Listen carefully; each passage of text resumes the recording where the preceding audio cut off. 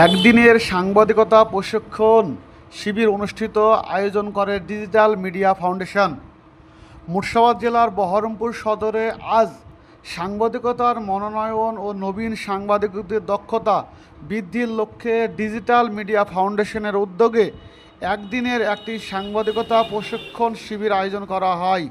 শিবিরেও অংশগ্রহণ করেন নবীন ও আগ্রহী সংবাদকর্মী, ছাত্রছাত্রী এবং মিডিয়া সংশ্লিষ্ট ব্যক্তিবর্গ। শিবিরে প্রশিক্ষক হিসাবে উপস্থিত ছিলেন অভিজ্ঞ সাংবাদিক ও মিডিয়া বিশেষজ্ঞরা। তারা সাংবাদিকতার নৈতিকতা, প্রতিবেদন লেখার কৌশল, ডিজিটাল সাংবাদিকতার আধুনিক দিক এবং ফ্যাক্ট চেকিং ইত্যাদি বিষয়ে অংশগ্রহণকারীদের প্রশিক্ষণ দেন। শিবির শেষে অংশগ্রহণকারীদের মাঝে সনদপত্র বা সার্টিফিকেট প্রদান করা হয়। সার্টিফিকেট প্রদান করেন আয়োজক প্রতিষ্ঠানের প্রতিনিধিরা ও অতিথিবৃন্দ। ডিজিটাল মিডিয়া ফাউন্ডেশনের এক মুখপাত্র জানান, নবীনদের জন্য এমন প্রশিক্ষণমূলক কর্মসূচি নিয়মিতভাবে আয়োজন করার পরিকল্পনা রয়েছে আমাদের, যাতে তারা পেশাদার সাংবাদিকতায় হয় আরও দক্ষ হয়ে উঠতে পারে। এই আয়োজন প্রশিক্ষিতদের মাঝে ব্যাপক উৎসাহ ও আগ্রহের সৃষ্টি হয়। বহরমপুর থেকে বাপি শেখের রিপোর্ট, নওদা টিভি 24। আপনার কাছে জানতে চাইবো যে ডিজিটাল মিডিয়া ফাউন্ডেশন একদিনের জন্য যে মুর্শিদাবাদের বহরমপুরে আয়োজন করেছিলেন, সেই সম্পর্কে কতটা শিক্ষা পেলেন আপনি? হ্যাঁ, অ্যাকচুয়ালি ডিজিটাল মিডিয়া আমরা সাংবাদিকতা করছি, কিন্তু অনেক কিছু না জেনেই আমরা এটা হয়তোবা করতে চলেছি। কিন্তু এই ডিজিটাল মিডিয়া ফাউন্ডেশনে যে কিভাবে কোন সংবাদটা করা যাবে এবং কোন সংবাদটা আমরা করব না, কখন কোন জায়গায় কোন সংবাদটা তুলে ধরবো না, কোন ধরুন কোনো একটা চুরির ঘটনা হলো, সেই সময় সেই চোরের মুখটা দেখানো যাবে কি না, এই যে এথিক্সের জায়গাগুলো, এবং কিভাবে কোন রাজনৈতিক সভায় কিভাবে বক্তব্য প্রশ্ন করতে হবে এবং কোন খবরটা কি হেডলাইনে প্রকাশ করা যাবে, সব মিলিয়ে যে আইন কানুন এবং লিগ্যাল আইন কি রয়েছে, থানার সঙ্গে কিভাবে সম্পর্ক রাখতে হবে, আমাদের বিভিন্ন আইন সম্পর্কেও জানতে পারলাম। তো সব মিলে একটা দারুণ অভিজ্ঞতা। এ বিষয়ে ডিজিটাল মিডিয়া ফাউন্ডেশনকে কী বলবেন? ডিজিটাল মিডিয়া ফাউন্ডেশন একটা অনবদ্য কাজ করছে এবং আগামী দিনেও করে চলবে। এই ছাতার তলায় এসে আমরা অনেকটাই নিজেকে সুরক্ষিত মনে করছি যারা আমরা ডিজিটাল মিডিয়ায় কাজ করছি। এতদিনেও একটা আমাদের ভয় কাজ করতো, এখন একসঙ্গে যেহেতু আমরা প্রায় 500 জনের মতো রয়েছি, একতাই শক্তি, এই কথাটা মেনে আমরা আগামী দিনে আরও এগিয়ে যাব। আপনার নাম? আমার নাম রঞ্জন সূত্রধর, আমি পিপল টিভি বাংলার এডিটর। আপনি কতদিন ধরে কাজ করছেন ডিজিটাল? আমি প্রায় 4 থেকে 5 বছর ডিজিটাল মিডিয়ায় রয়েছি। ডিজিটাল মিডিয়া ফাউন্ডেশন যে আপনার সার্টিফিকেট প্রোভাইড করেছে, এই সার্টিফিকেট পেয়ে আপনি কতটা উপকৃত হলেন?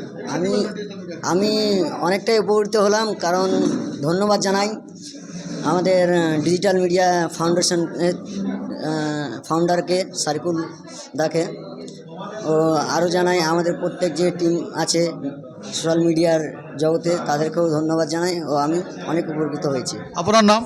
সাইন মোল্লা। আপনি কোথা থেকে এসেছেন? আমি লালবাগ থেকে এসেছি। ধন্যবাদ। ওনাদের যে উদ্যোগকে আমরা সাধুবাদ জানাচ্ছি এবং এরকম উদ্যোগ নেওয়া প্রয়োজন, কেননা আজকাল তো ফেক নিউজের সংখ্যা বেশি। মানে যেটা নিউজ হওয়া দরকার সেটা আজকাল নিউজ হচ্ছে না, যেটা নিউজ না হওয়া দরকার সেটাকে তারা নিউজ করতে চাইছে। তো ডিজিটাল মিডিয়ার মাধ্যমে সাধারণ মানুষের কাছে একটা সঠিক বার্তা, একটা সঠিক খবর যাচ্ছে। তো এরকম উদ্যোগ তারা নিয়েছে, এটা আমরা সাধুবাদ জানাচ্ছি। আর এরকম উদ্যোগ আরও নেওয়া ভালো, এবং এতে হবে কি, সমাজের কাছে একটা সঠিক বার্তা, সঠিক দিক নির্দেশনা সমাজ পাবে এবং যুব সমাজও এতে উদ্বুদ্ধ হবে। আপনার নাম? আমার নাম মোহাম্মদ আবুল হোসেন মোল্লা। আপনার কোন দায়িত্বে কাজ করছেন? আমি অ্যাকচুয়াল হাই স্কুল। বেশি করে সাংবাদিকতায় দক্ষ ছেলেমেয়েরা উঠে আসুক, তাদেরকে দক্ষ করে গড়ে তোলার জন্য আমাদের এই জাকিরুল আছে বা আমাদের সংগঠনের পক্ষ থেকে মহাত্মা গান্ধী রোডে কলকাতা কলেজ স্ট্রিটে আমরা একটা শর্ট কোর্স করাচ্ছি যে মোবাইল জার্নালিজমের ওপরে। কিন্তু সেটা যখন আমরা সোশ্যাল মিডিয়াতে ছাড়লাম যে আমরা শর্ট কোর্স করাচ্ছি, তখন যে কলকাতার বাইরের জেলাগুলো থেকে প্রচুর আমাদের ফোন আসে যে আমরা কি করে কলকাতাতে গিয়ে করব। তখন আমরা আলোচনা করি যে তাহলে আমরা যদি এরকম একটা একদিনের করে ওয়ার্কশপ করি, কর্মশালা করি, তাহলে আমরা জেলাগুলোতে গিয়ে করতে পারবো, কারণ আমরা টানা 2 মাস বা 1 মাসের কোর্স জেলাগুলোতে করতে পারবো না। সেই উদ্দেশ্য নিয়েই আমরা আজকে এখানে এসেছি এবং আমরা সফল। আমরা দেখছি এখানে প্রায় 30-32 জন সাংবাদিক তারা এখানে এই প্রশিক্ষণে এসেছেন এবং আমরা চাই যে তারা আরও ভালোভাবে প্রশিক্ষণ নিন এবং আমাদের এই ফাউন্ডেশনে এসে তাদের যদি কোনো সমস্যা থাকে, টেকনিক্যাল কোনো সমস্যা, হয়তো তাদের চ্যানেল হ্যাক হয়ে গেল, কিংবা তারা কিভাবে নিউজ বানাবেন, অথবা তাদের এথিক্যাল কোনো সমস্যা থাকলে বা আইনগত কোনো সমস্যা থাকলে আমাদের লয়াররা আছেন, সাহায্য করবেন। আমরা জানি যে ঐক্যই শক্তি, তাই আমরা যদি একতাবদ্ধ হতে পারি সমস্ত এই ডিজিটাল মিডিয়ার সাংবাদিকরা, তাহলে আমাদের ভবিষ্যৎ ভালো হবে, আরও ভালোভাবে আমরা কাজ করতে পারবো। সেই জন্যই আমরা আমাদের আজকের এই উদ্যোগটা রেখেছিলাম। ধন্যবাদ।